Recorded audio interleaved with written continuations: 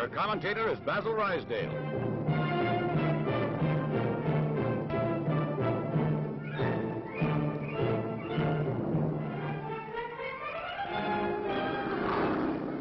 June 21st, 1941. With treacherous assault, Germany declares war on Soviet Russia. Even before Hitler's proclamation had been spoken, Nazi bombers were taking toll of hundreds of innocents and untold numbers of homes and buildings. Moscow in 3 weeks was Hitler's promise to his then weary people, but he did not know the Russians.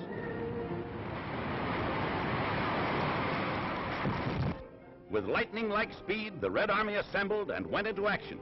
Its men and its tanks were ready to fight the greatest defensive battle the world has ever known.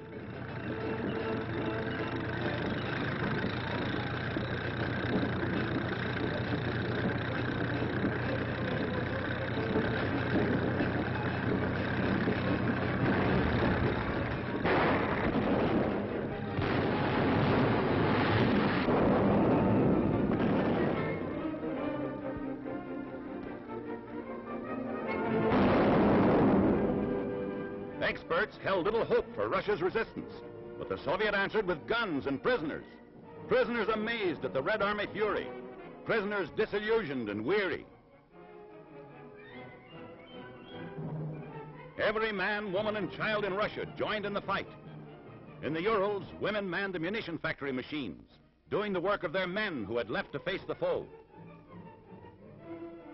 And they looked ahead, for Russian winters are bitter, and troops must keep on the move. Skis were cut, shaped, and made ready. Tanks reconditioned for more duty.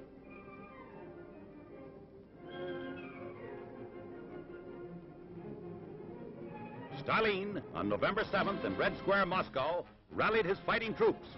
With the German army only 30 miles away, Russia's army was ready to deal with the treacherous enemy.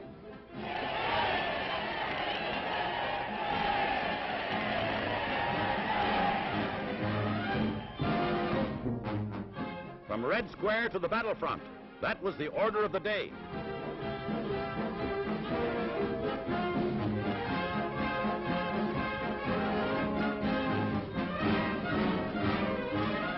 The Russian winter had arrived, Russia's greatest ally, and all Russia was ready to fight.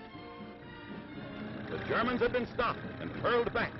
They had lost their first great battles of the war. Skillful Russian gunnery and unending vigilance had stymied the German blitz.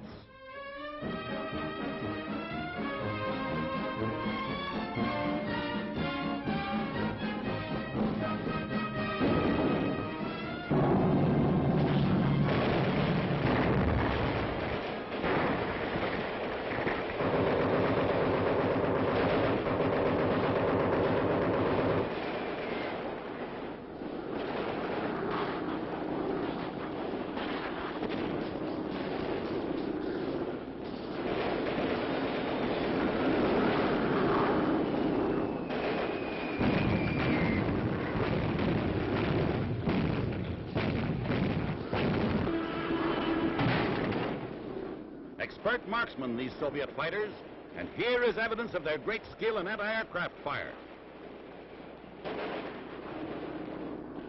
Russia's soldiers know that bitter winter warfare is just old-fashioned warfare.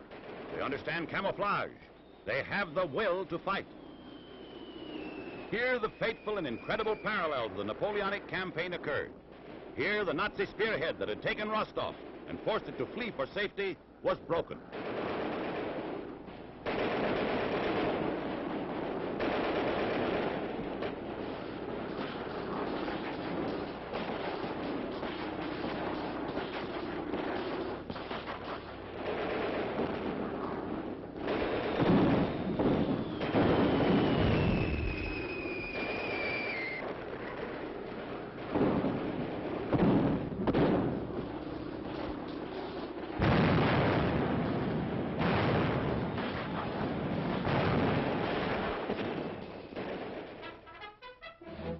Under cover of Russia's heavy artillery, the cavalry goes into action.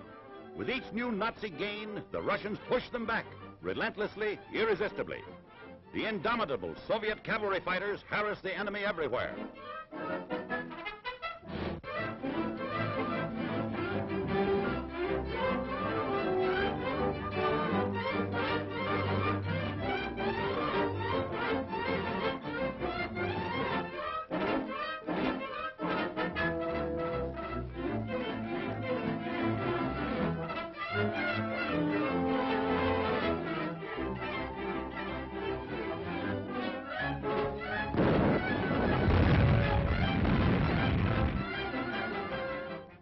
While the Luftwaffe is grounded, the Soviet Air Force, manned by skilled fighter pilots, joins the great defensive. Men trained to fight to the last. Men who can stand the bitter winds and biting cold. Soviet airmen, skilled and fearless, ready and willing to give their all to knock out the enemy.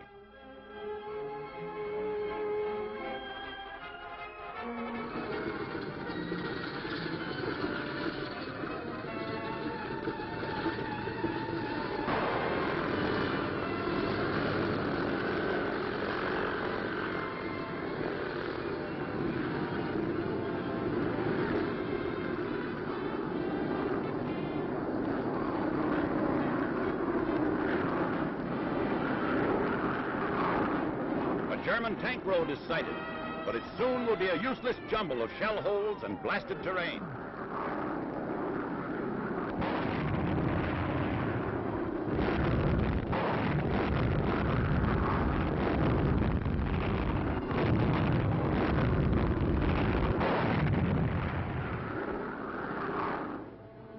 Now, before an electrified world, Russia in full fury launches its offensive. The retreating Nazis are wounded, harassed, and scattered over a 1,000-mile front. Despite the Arctic cold, the Red Army employs its great 52-ton assault tanks. Each monster mounting in its turret a heavy 4-inch gun, a machine gun, and smaller arms. This offensive was not according to the Nazi plan. Russia was prepared to meet the threat and tear it to beaten bits.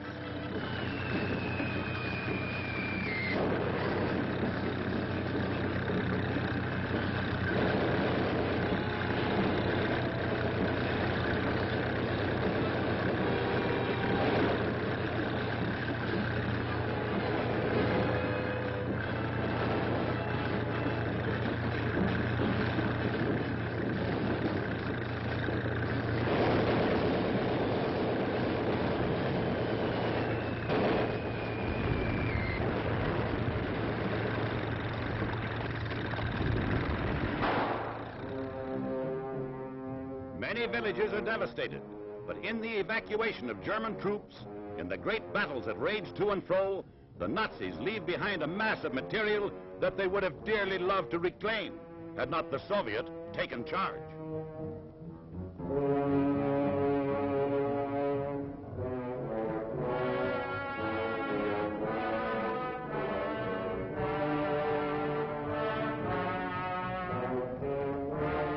Prisoners, ill-clad for 30 degrees below zero, hungry, frozen. Hitler's dream of winter in Moscow is smashed.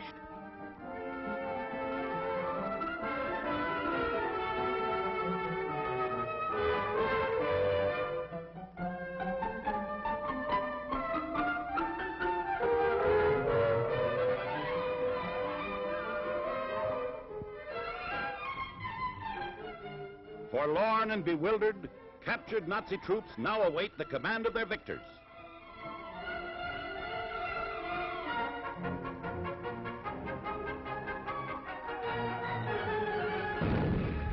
The battle will go on, and history must record that the Nazis' first defeat came when Russia stopped Hitler in the winter of 1941.